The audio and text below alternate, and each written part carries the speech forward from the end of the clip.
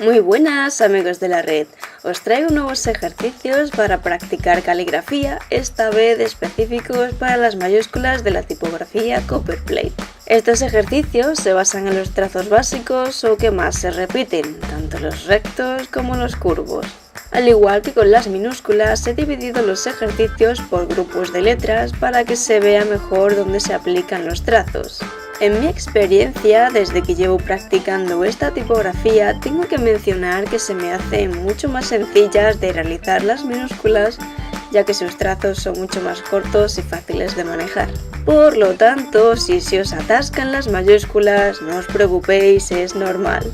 No es un tipo de letra que salga bien con solo practicar unas horas. Necesitas mucha más práctica de manera continuada para que se vea un resultado. Podéis probar a coger la plumilla de varias maneras hasta que encontréis una postura que os sea cómoda. Y sobre todo, no apretéis muy fuerte con los dedos porque os cansaréis o incluso os podéis hacer daño. Os aconsejo que cuando practiquéis lo hagáis en un lugar tranquilo donde no haya nadie que os pueda molestar. A mí me pasa parecido a cuando coloreo con acuarela. Un paso en falso y todo se puede estropear.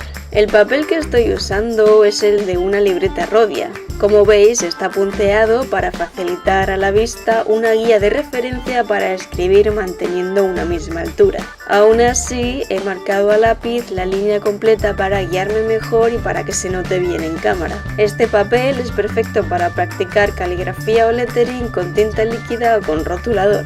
Ambas técnicas húmedas. No es que tenga un gramaje alto, pero lo que sí consigue es que la tinta no se corra y deja unos trazos limpios. Os dejo en la descripción la lista de materiales que uso por si queréis saber cuáles son. Más adelante, en las próximas semanas, estaré preparando el vídeo en el que os explique cómo escribir palabras en esta tipografía, ya que de momento solo habéis visto hacer las letras por separado.